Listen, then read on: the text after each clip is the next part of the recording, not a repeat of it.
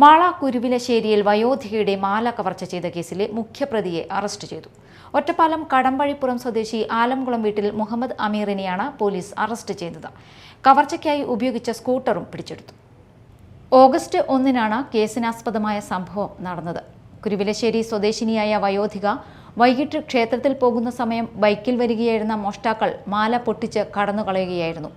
പൊട്ടിക്കാൻ ശ്രമിക്കുന്നതിനിടെ തടയാൻ ശ്രമിച്ചപ്പോൾ താലി ഉൾപ്പെടെയുള്ള മാലയുടെ ഒരു ഭാഗം മോഷ്ടാക്കൾ കൊണ്ടുപോയി. മാല മോഷ്ടിച്ച കേസിൽ ഒരാളായ മുഹമ്മദ് അമീറിനെ എറണാകുളം പനങ്ങാട് വാടക വീട്ടിൽ നിന്നാണ് പോലീസ് അറസ്റ്റ് ചെയ്തത്. ഇയാളിൽ നിന്ന് പ്രതികൾ കവർച്ചയ്ക്കായി വന്ന സ്കൂട്ടറും പിടിച്ചെടുത്തു. മുഹമ്മദ് അമീറിന് കോങ്ങാട് പോലീസ് സ്റ്റേഷനിൽ 6 ഗ്രാം MDMA പിടികൂടിയ കേസിൽ ജാമ്യമില്ലാ വാറണ്ട് നിലവിലുണ്ട്. ഈ കേസിൽ ഒളിവിൽ കഴിഞ്ഞു വരവെയാണ് മാളയിലെ കവർച്ചാ കേസിൽ ഉൾപ്പെട്ടത്. വടക്കാഞ്ചേരി പോലീസ് സ്റ്റേഷനിൽ 2023-ൽ 42 ഗ്രാം മാരക മയക്കുമരുന്നായ MDMA-യുമായി അറസ്റ്റിലായ കേസിലും ചെർപ്പുളശ്ശേരി, ശ്രീകൃഷ്ണപുരം, കോങ്ങാട് എന്നീ പോലീസ് സ്റ്റേഷനുകളിലും മയക്കുമരുന്ന് വിൽപ്പനയ്ക്കായി സൂക്ഷിച്ച കേസുകളിലും പ്രതിയാണ് മുഹമ്മദ് അമീർ.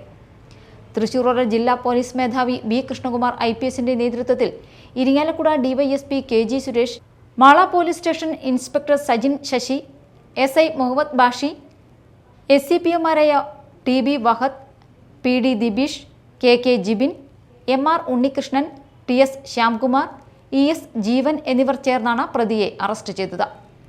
Media time, Mala.